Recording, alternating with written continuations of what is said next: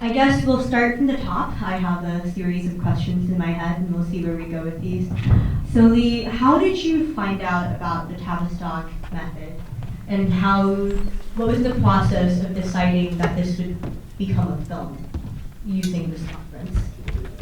Yeah, I found out about Tavistock originally from a book that the artist Mike Kelly gave me about interrelational psychology. And there were 2 essays in that book about Tavistock, and that was about 8 years ago, and I took note of them. And in part because I had also had experience with sort of similar psychological models based on, from proximity to my grandfather who had homeschooled me when I was young, and had studied under the Gestalt therapist and this guy Kurt Levine, who's like responsible for creating topological psychology. So he would study group dynamics and the sort of influence between different groups, and he'd use that to analyze spatially the really complicated, screwy dynamics inside our family life. Were you homeschooled with other people, or were you studying these group dynamics by yourself? It was more me and my brother being homeschooled, but then he would use that to kind of draw analogies and give us almost like a overview perspective of what was going on in our family. Okay, so that was years ago still, with no regard to age here.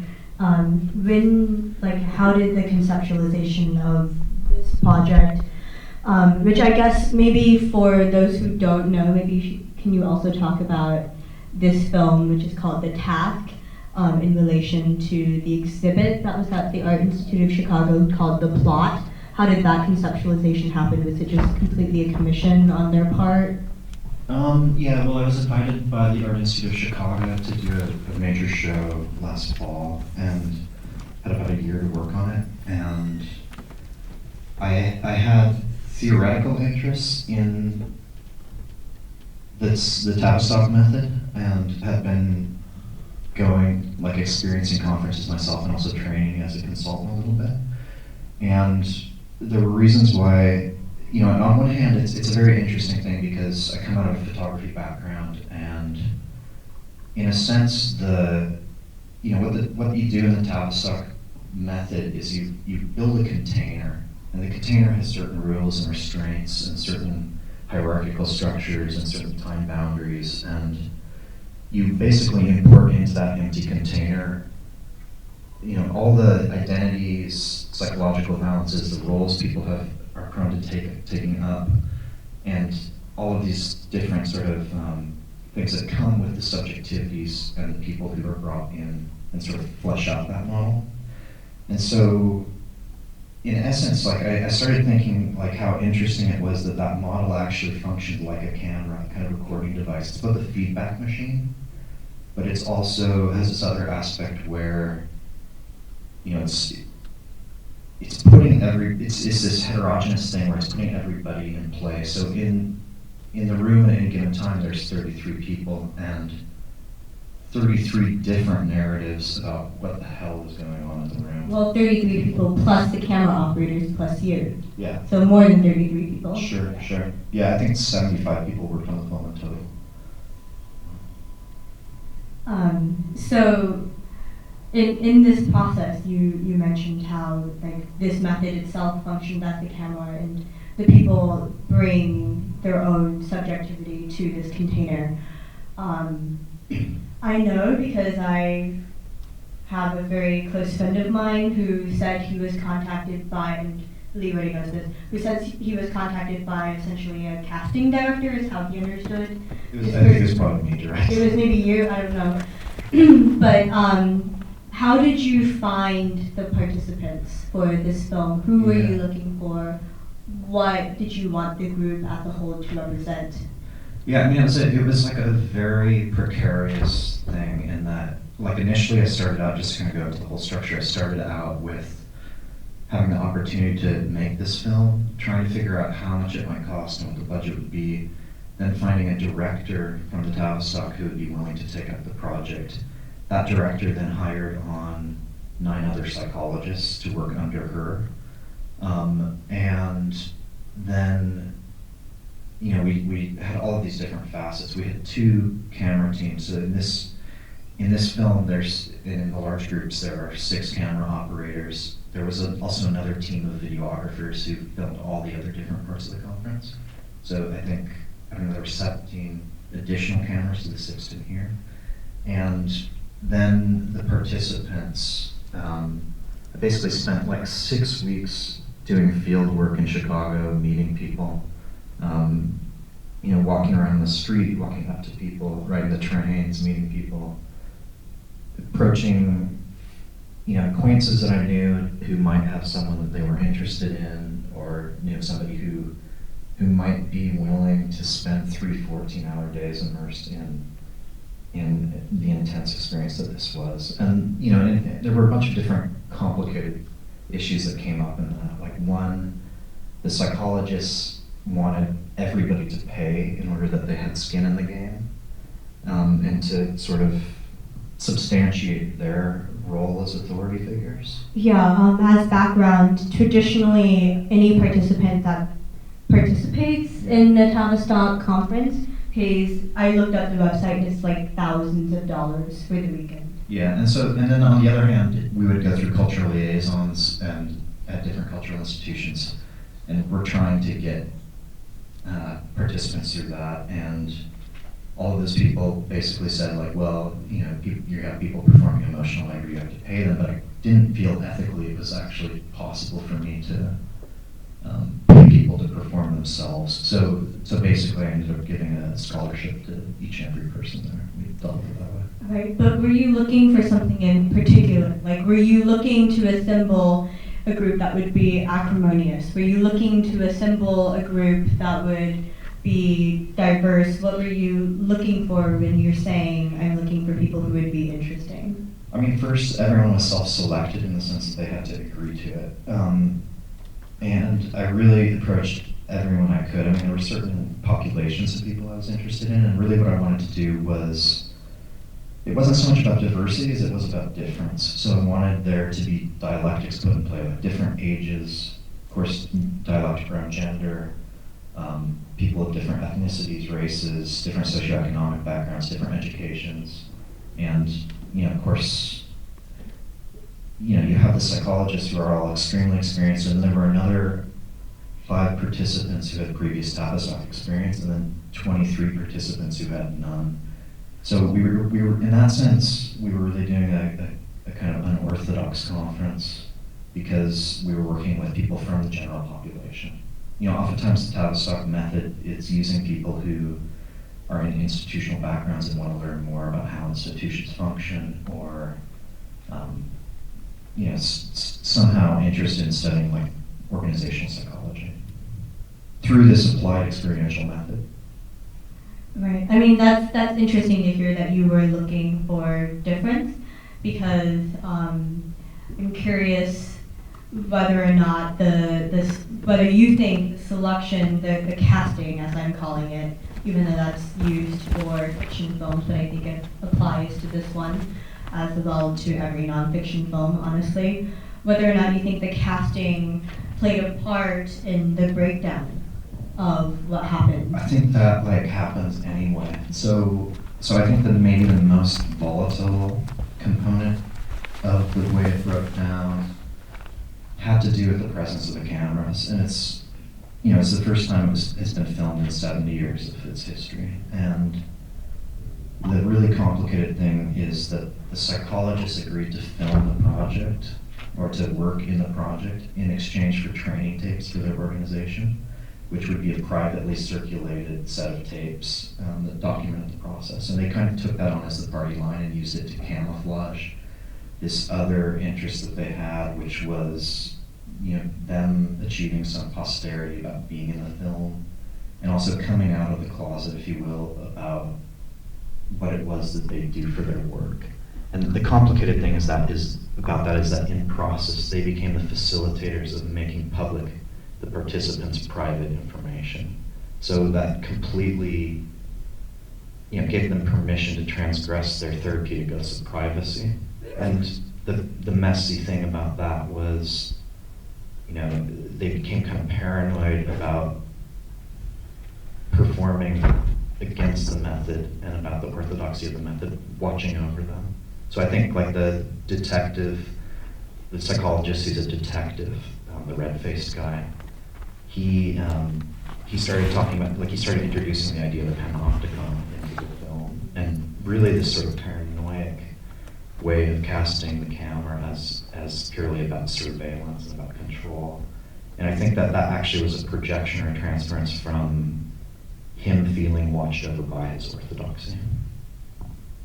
Really quick break for the audience right now. Who here thinks that they know who the psychologists are? All of them. Yeah, there's still confusion about who the psychologists are in this group. Yeah, so we can they're talk about that in a second. Yeah. Like I think watching this film, like a second, third, I watched the beginning again this time. I think it's really clear there's a lot of foreshadowing in the film, but we can talk about that in a second. Sure.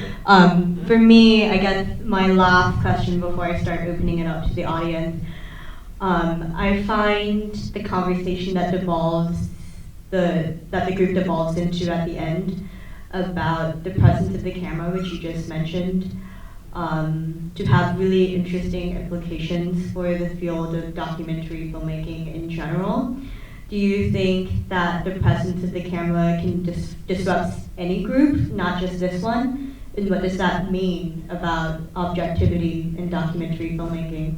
I think it creates effects. I mean, I think the camera is like so many things simultaneously. I think it's it is both the surveillance thing. It's also a stage that allows people to perform. It's also like the mother, the parent watching over you and watching over the child or something. And then it's also the kind of witness, like when again the detective says, the consultant detective says, let's like get these fucking cameras out of here. And I think I'm doing that on behalf of the group. The person who answers back to that and says, you're not doing that for me. It's actually the member of the group who, like, a kind of amazing guy who, one of my favorite people to work with on the project, who happened to have just gotten out of 6 years in prison for manslaughter. And so there was this like very interesting, I don't know, this kind of different positions in relationship to the camera. And then I think you see later on how the camera starts getting used, like when the two experienced Tavistock participants end up leaving the room, they're knowing they're on camera. They're doing it in order to stigmatize me and direct that at me. And likewise, I think the accusation of me castrating the head consultant. So the second part of my question, is it possible for the camera to not disturb a group, any group? I mean, I think it's like it's a tool. It's like a mediation device. So I think, definitely there's always, like, I don't believe in cinema verite, if that's kind of more what you're asking. I always believe that there's a self-reflexivity brought into a situation because of the camera. But the interesting thing in this group too is that you have 30 people watching the unfolding of the situation, all eyeing each other, all judging each other, all desiring something from each other, even if it is just desiring that those other people play a role for them, So it's, in a sense, I think each participant in the group also has some function of the observer and the scrutinizer and the camera. So we all function as the camera ourselves, sometimes by observing. Yeah, we all circulate ourselves as subjects in the visual field. I think one of the other things I was interested in looking at is, what this film is the mapping of the social field. So there are all of these positions sounded out in relationship to each other, and the question becomes, as a viewer, how do you end up inserting yourself into the film? Who do you identify with? Who do you disidentify with? Where are your sort of perceived allegiances, and how is this sort of space almost like a territory in which you're also implicated? Well, with that, I think that's a good chance to open this up to the audience. We have a question right there. Does anyone else have questions right now? Let's be thinking of them. So we'll take the man, right there. Okay, thank you. Well, I've learned more about your intentions of the film, you talking about it, than what I've actually seen, and I think there is a problem here. Because without that context, without knowing what is at stake, to quote from the film, the people that are presented there come across as egotists and narcissists. And for 2 hours, I couldn't care about any of them because you haven't set the story up as far. I know that was a deliberate choice on your part, but it means that I have no engagement with these people because I don't know what is at stake. Furthermore, I don't know what's at stake with your intervention, whether you're trying to make some kind of Brechtian point that all behaviour is altered because of cameras or the medium. But it is a suspect move on your part because, again, we don't know what's at stake for you. I just feel for the people there because I feel they have been manipulated because we've never been presented on the film what they're doing there and why it's so important for some of them to be there. And it looks like, to me, that they have nothing at stake apart from an egotistic, narcissistic presentation and performance that you have failed to set up. Interesting. The question, I guess, is Why did you do that? well, it's also what's I mean, your it's also expectation? why the lack of story and whether or not you at Leigh feel like you've represented the subject's full humanity. Yeah, but it's also a question of what your expectation is. I mean, you know, in a way, Frederick Wiseman, for instance, might make a film like this where he sets up a specific institutional context through which you're supposed to understand what unfolds or what's documented in a certain way. I think that. But you play with people's lives here. It's not just that kind of theoretical aesthetic that we all know about. You're playing with But everybody's. So there's a moralistic concern that you're talking about. Yes, there is. The full humanity part. Yeah. It's an interesting thing because I believe that what's happening in here, the value of participating in these type of social psychological conferences, is the learning that one takes from participating and experiencing in it, and that's individual to each person inside of it. But the other thing is that I think what sounded out in this specific instance is something about the chaos of a true lived social situation that was a direct sort of product of post-Trump's ascendancy in the US. The conflict, the bickering, the distrust, all of this. So I think, in a sense, they're behavioral studies. It's behavioral study. Well, then you'll have to contextualize that by Well, telling us. we're going to I move don't on. have to do anything, actually. Yeah.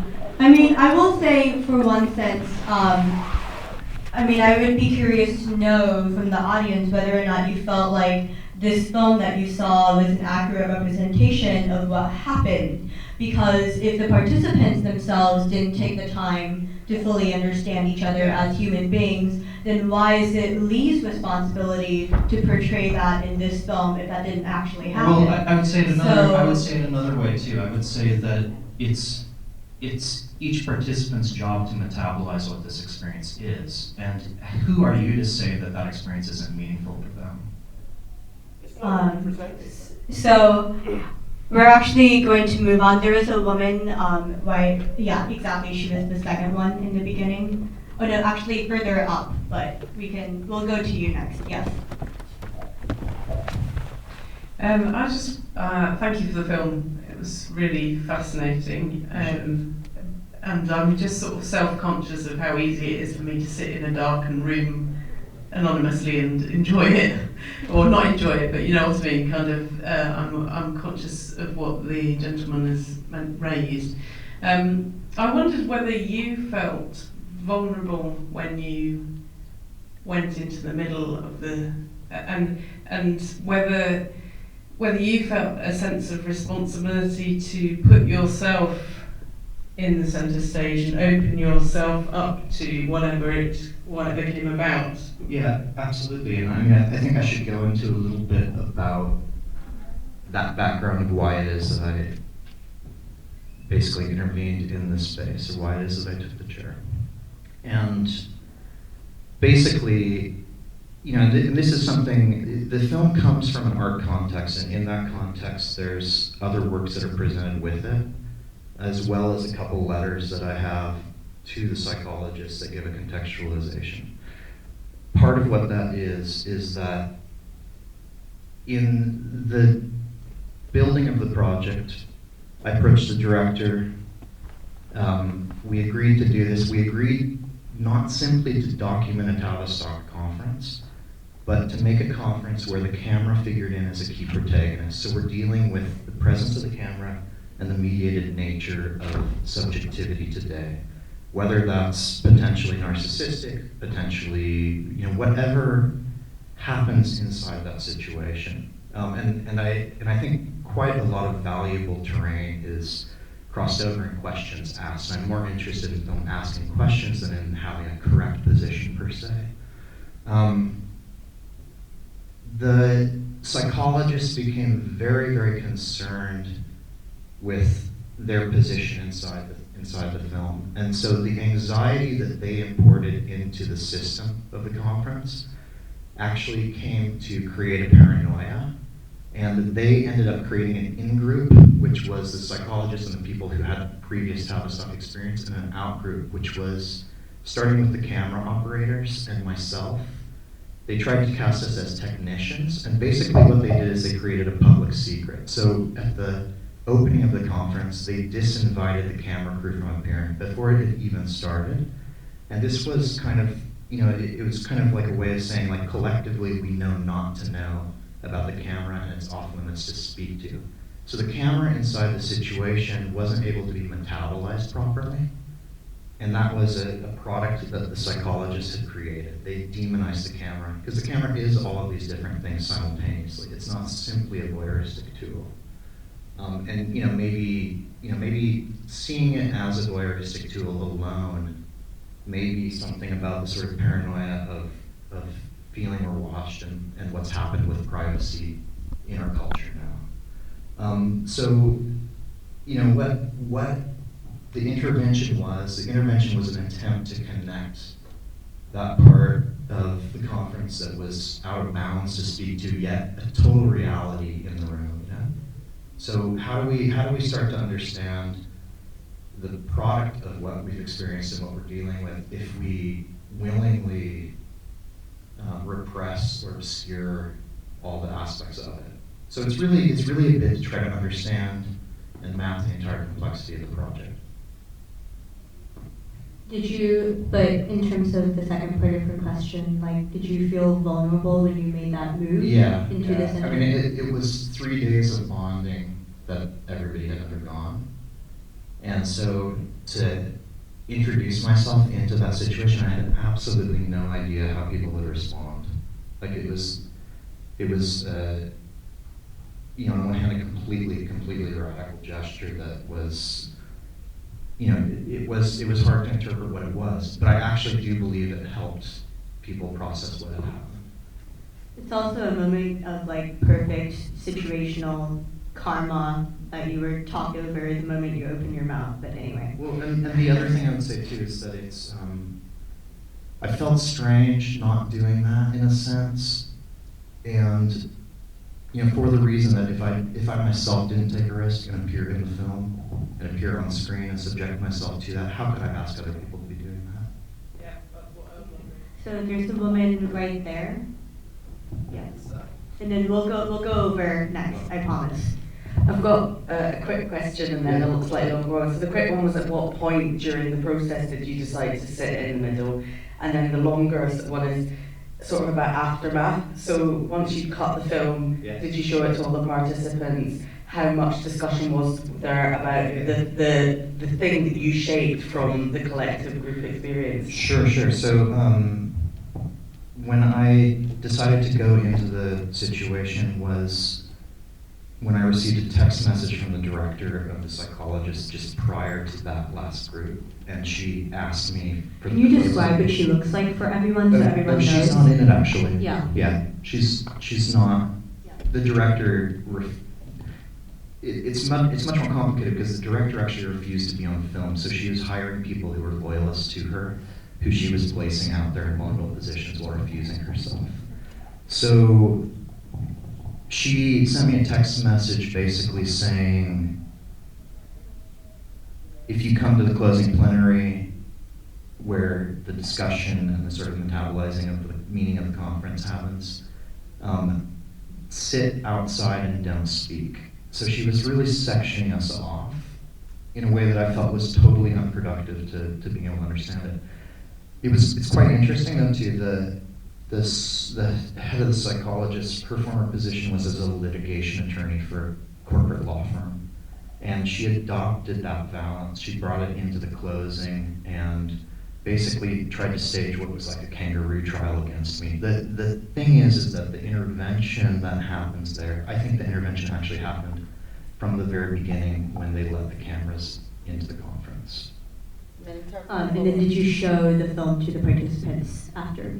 I did, and I had a private screening for all of them. All the psychologists had agreed, and the director was still very concerned about her own optics around the project, and so she actually tried to extort me and suppress the film, in part because during the closing plenary, she exaggerated my coming in and tried to typify it as an emotional rape, which is highly, highly complicated. And it was an attempt to map a kind of victimhood over the participants, which the participants completely rejected and ended up siding with me. And that was all caught on film, which I didn't use because I didn't want to be condemning towards her. But she then went on trying legally to leverage things against me in attempting to suppress the film, which was interesting because it was actually at odds with the participants' desire to be seen and to have this as an exhibition in the museum. So the museum show that initially opened it was 4 months at the Art Institute of Chicago 4 times a day, and so many of the participants came again and again and again and watched it and were very, very proud of it. So. Okay, we're going to go to my far left. There was a question over here. Yes. Oh, right there. Yep. Yep. Well, thank you very much for the film. But I'm very curious about what happens. I didn't ask a question. My hands are up. We can go to you next. No, it's too late now. I want to go, but I do think it's a bit outrageous. Sorry. Okay. I appreciate the audience, taking in the tenets of the here and now. It's also thank you. done in the film. I know it's in a way. So I'm curious about your position as a director. Yeah. After all the shooting has happened, you had to package this to last a certain amount of time. But of course, you have all those cameras going on, and as I was watching the film, partly because I've got an editor's background, I became conscious about, okay, I'm directed to look at this person, and I'm directed to look at that person. Sure. And that's another layer, isn't it? Yeah. About it's your filtering through. So can you talk a little bit about that, and what made you decide these particular moments? Because in theory, you could have cut. Not just one conversation could have been blended into another, and possibly It would have been utterly impossible. So the way that the film tracks, basically we shot it like the way a football game would be shot. So with 6 cameras on Dana dollies, and then cutting in real time, like not on site, but in the edit, we used the real duration to cut the film. We did very, very little editing. We cleaned up small things here and there, or when there was a redundancy that didn't add to the flow, we would take that out. But we really tried to keep the integrity of the conversation. conversation and the flow of the conversation. I mean, it's you know, I guess. I mean, I will say, I actually talked to someone who participated in the conference, and he said that the material from the big group discussions, which was included in this film, he felt that actually about 50% of what they talked about made it into the film. So it was actually a significant portion. He felt like it represented it accurately. Well, but the other thing too is we did it from there are 3 sessions that are in this film, so that was, each session was 70 minutes. So that amount that we worked with was basically 3.5 hours. We cut it down to 2, but it's the elliptical chapterized sections, the gaps between sections is what we cut. Okay, we have time. Okay, up there. I think this will be the last question, but then I think we will be right outside. Yeah, so you can continue asking questions after this Q&A session. Hiya. Not to double up on the gentleman before, but I think, and I wasn't overly concerned about participants because I could see they're all consenting adults and they've obviously bought into this context. But for me, I was curious as to, and this is just a quick statement, I was curious as to why there wasn't sort of context for the audience on front, simply because I felt that it made the film a little bit more at arm's length than I would have liked, because I felt like I was constantly trying to intellectually understand and emotionally engage, but because I wasn't entirely aware of the objective of what they were trying to achieve, I felt like I was constantly, to be in the here and now and experience it, to deal with their projections. So I'm constantly sort of processing that, and I sort of felt that if I'd known even just a wee bit of what the point, whether it's the authority that you mentioned, or projections, or being in the here and now, or understanding a relationship. So that's just a point, and I am curious as to why you didn't give a little bit of that. But my question is, just quickly, the consultants, I felt, I'm confused whether the consultants are the psychologists or they're different people, and are the participants aware that there are psychologists among them who are essentially pretending to be normal folk? And also, the consultants seem to bring so much personal baggage to the proceedings that I thought they were acting, particularly the woman chewing gum, that she was bringing so much attitude and sort of personal sort of defensiveness to the situation, whether that's their role in order to instigate sort of the sort of processing of the people around them. I was very confused as to whether it was all part of this sort of, act in a way, or was it all genuine? It's all genuine, but I can say that I think they felt themselves to be in a crisis and in over their head. The complicated thing is when you have one of these conferences, typically it's a bounded space, so any projections in the room land on a concrete person. The added complexity of making a film out of it was that the projections about the future of it being seen were imported into the context of the here and now. That's why I wanted to emphasize the link between the camera and also that, which is really about the space between being in the conference and actually seeing the product of the conference on screen. There's some things about the method, unlike a therapeutic model where patients would be dependent on a psychologist for the guidance through the situation, the Tavistock method is cast as a study of authority relationships. So there's this kind of role, or it's kind of a correcting distance that the psychologists take up. And that is meant, they're basically holding the notion of role. So that what seems like inauthenticity is a foil so that the participants can understand we too are playing roles all the time. So the psychologists basically are recast almost as management, and then the participants are like workers. And the question is, how do the workers want to use the management? Whether or not to say too much of that beforehand is, it's sort of another question. It's like, do you process it after? Do you, how do you, which order of, do you want your salad before or after dinner? I don't know. with that, let's give Leigh a round of applause for maybe being our manager tonight.